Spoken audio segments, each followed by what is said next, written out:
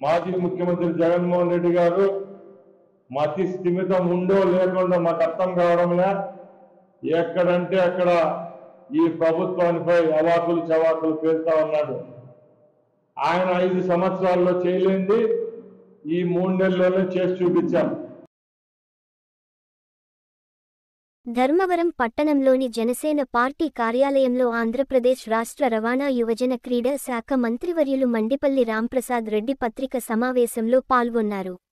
ఈ సందర్భంగా మంత్రివర్యులు మాట్లాడుతూ, రాష్ట్రాన్ని ప్రమాదరహితంగా తీర్చిదిద్దేందుకు కట్టుదిట్టమైన చర్యలు తీసుకుంటున్నామని, రవాణా శాఖ పునరుద్ధరణలో భాగంగా రాష్ట్రంలో 1400 కొత్త బస్సులు కొనుగోలు చేసి, వాటిలో 600 ఇప్పటికే నడుస్తున్నాయని, త్వరలో ఎలక్ట్రిక్ బస్సులు కూడా ప్రవేశపెడతామని రవాణా శాఖ మంత్రి రాంప్రసాద్ రెడ్డి తెలిపారు.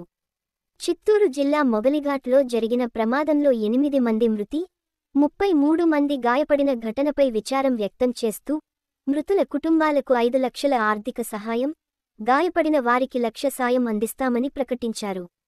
ఎన్డీఏ ప్రభుత్వం తీసుకున్న అన్న క్యాంటీన్లను ఇప్పటికే 100 కేంద్రాల్లో ప్రారంభించామని, మరిన్ని త్వరలో ప్రారంభించనున్నామని, వృత్తి నిపుణులకు ఉపాధి అవకాశాలు కల్పించేందుకు చర్యలు తీసుకుంటున్నామని చెప్పారు. మాజీ సీఎం జగన్ మతిస్థిమితం లేకుండా ఎన్డీఏపై విమర్శలు చేయడం మానుకోవాలని హెచ్చరిస్తూ, రాష్ట్రంలోని మహిళలకు ఉచిత ఆర్టీసీ సర్వీసులు త్వరలో అందుబాటులోకి రాబోతున్నాయని, వరద బాధితులకు ప్రభుత్వం నిరంతరం సహాయం అందిస్తోందని వెల్లడించారు. ఈ కార్యక్రమంలో జనసేన పార్టీ రాష్ట్ర ప్రధాన కార్యదర్శి చిలకం మధుసూదన్ రెడ్డి పాల్గొన్నారు. తెలుగుదేశం పార్టీ అధికారంలోకి వచ్చి 3 నెలలైంది. మీరందరూ గమనిస్తా ఉన్నారు. ఏవైతే మేనిఫెస్టోలో చెప్పామో అవన్నీ చేస్తూ వస్తున్నాం.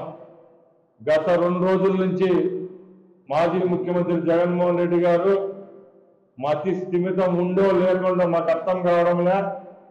ఎక్కడంటే అక్కడ ఈ ప్రభుత్వానిపై అవాకులు చవాకులు పేరుతా ఉన్నాడు. ఆయన 5 సంవత్సరాల్లో చేయలేంది ఈ 3 నెలల్లోనే చేసి చూపించాం. సుమారు 65 లక్షల మంది లబ్ధిదారులకు 4,000 రూపాయలు పెన్షన్ పెంచిన ఘనత కూడా మా ముఖ్యమంత్రిది ప్రభుత్వాన్ని అని మేము తెలియజేసుకుంటున్నాం.